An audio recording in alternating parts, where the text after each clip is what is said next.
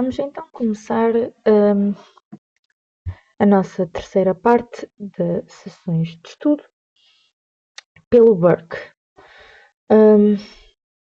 com o título Gosto, Belo e Sublime segundo Burke. O Burke vai fazer uma investigação filosófica acerca da origem das nossas ideias do sublime e do belo em 1757. Ele nasceu em 1729, morreu em 1797, ou seja, no século XVIII, e neste momento a estética estava ainda a definir-se como uma disciplina, não é? Que já falámos de Baumgarten. Ele então vai investigar o belo e compará-lo com o sublime, e vai abordar esses dois temas de forma inovadora e original. Para a retórica, o sublime é dar argumentos grandiosos, gestos e assim, mas Burke não vai estudar esse tipo de sublime. Ele vai estudar como as coisas sublimes têm um determinado efeito sobre nós. Por isso, vai estudar o efeito sublime e vai alterar a sua perspectiva tradicional, surgindo assim uma nova noção do belo. Então,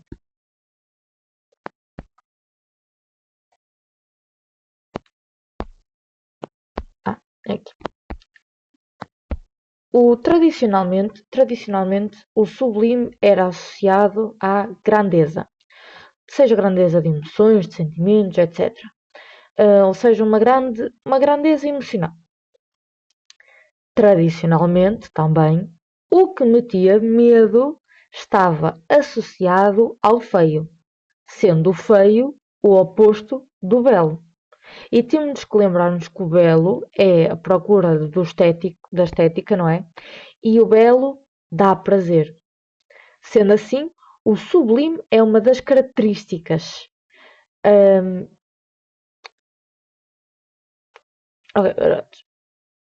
Só que, num exemplo, por exemplo, dos monstros. Ora, no monstro, o sublime também está lá. É uma característica do monstro. O monstro é uma coisa enorme, está associado à grandeza. Contudo, o monstro dá-nos medo. E se dá-nos medo, ele vai ser também uma característica do feio. Se o belo dá prazer, o feio vai-nos dar medo, vai-nos dar tristeza, sei lá. Consequentemente, os monstros, por exemplo, não nos vão dar prazer.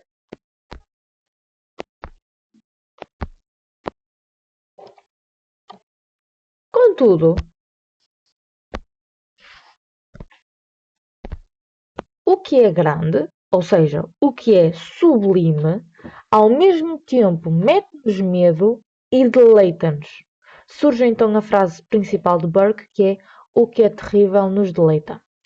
Esta confusão de sentimentos aponta-nos para dimensões inesperadas do nosso gosto. No meio das nossas experiências sensíveis, há uma confusão de sentimentos. Aquilo que era a distinção entre belo e feio, tradicionalmente, já não serve mais, porque existe pelo menos um sentimento onde o feio dá prazer. Tal é o sublime. No sublime, o feio dá prazer. Então, porquê é que o terrível nos dá prazer? Para isso, vamos ter que repensar a dicotomia dor vezes prazer. Ora, o sublime é uma emoção. Esta emoção envolve um certo tipo de curiosidade. E de onde é que a curiosidade surge? A curiosidade é uma emoção em que sentimos prazer. E ela vem do novo. Contudo, ela é superficial, porque é uma emoção que passa rápido, satisfaz-nos rapidamente, aborrece-nos facilmente por prazer. Quase como uma criança que recebe um presente do Natal. Está muito feliz num segundo e depois deixa o brinquedo de lado porque só teve a curiosidade de abrir o presente. Agora já se satisfazeu com ele. Então, a curiosidade não vai ser suficiente para nos tirar um estado de indiferença. O que é que nos retira então do estado de indiferença? as emoções que não nos deixam voltar ao cotidiano. Estas emoções não nos deixam anestesiados pelo belo. E essa emoção é o sublime, pois o prazer é fraco, já a dor não nos deixa regressar ao cotidiano. E como já falámos, o sublime está associado à dor.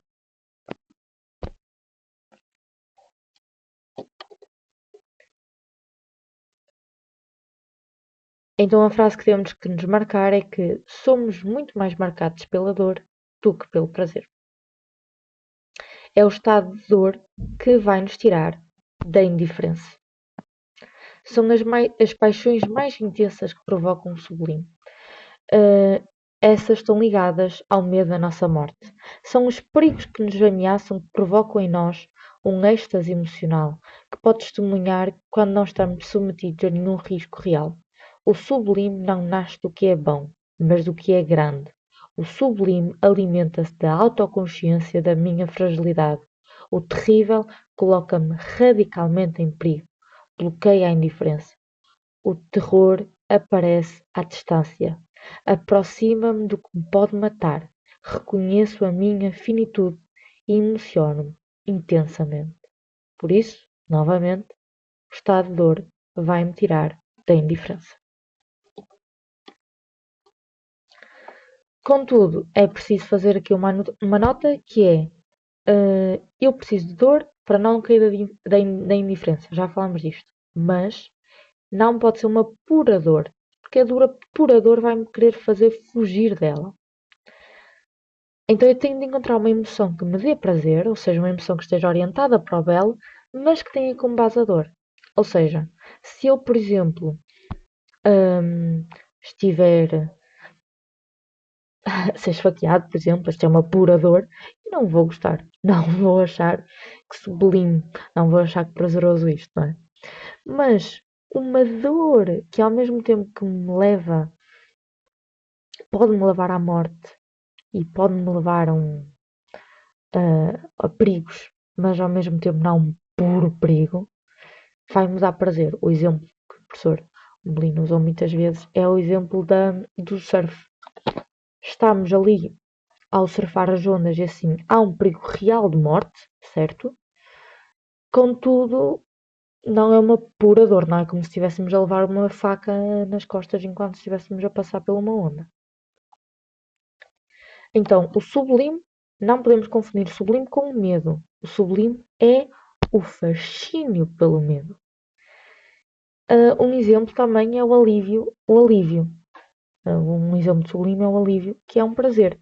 Por exemplo, eu faço um exame difícil, o exame difícil, pronto, já me vai fazer uma coisa de morte, não é? Mas eu vou estar ali sobre uma pressão, sobre uma dor e assim.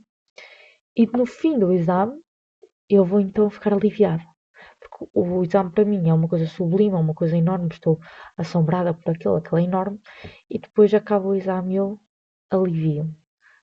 Dá-me prazer porque já terminei aquilo, já não vou ter mais essa presença de dor. Então a dor deleita em circunstâncias específicas. A palavra-chave é a autopreservação.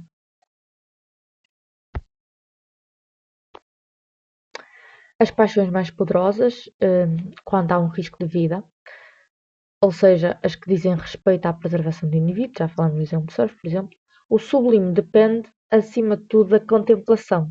Eu não posso estar submetida à dor, tenho que ter uma experiência do terrível enquanto espectador, tenho que ter um certo distanciamento estético.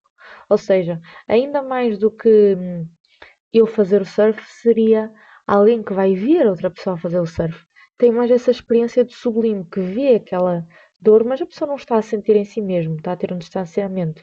E é por isso que nós vemos muitas vezes, uh, sei lá, wrestling, rally, Fórmula 1, blá, blá, blá, blá, porque vemos que há ali um perigo real, mas nós estamos distanciados, sabemos que nós não temos uma dor real em si, temos mais aquele medo de e se acontece alguma coisa.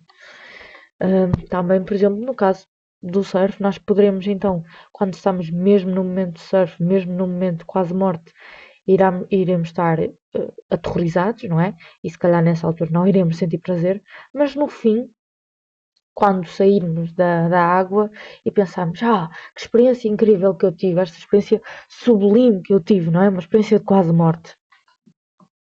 Ficamos admirados. Ou seja, o barco aqui, este é muito pequenino.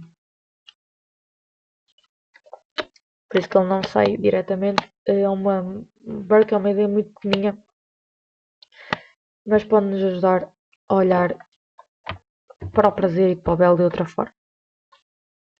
Ou seja, em resumo, quando estamos submetidos ao efeito daquilo que me assombra, sem sofrer os seus efeitos reais, fascinado pelo que assombra, mas a partir de uma posição de distante esteticamente, em relação ao que nos pode matar, testemunhamos a nossa fragilidade. Essa torna-se um espetáculo, uma atração. Somos seres do sublime, porque somos seres do abismo. O sublime é, em certo tipo, uma vertigem. E então é isto. A seguir iremos falar o nosso ponto 4, que é Diderot.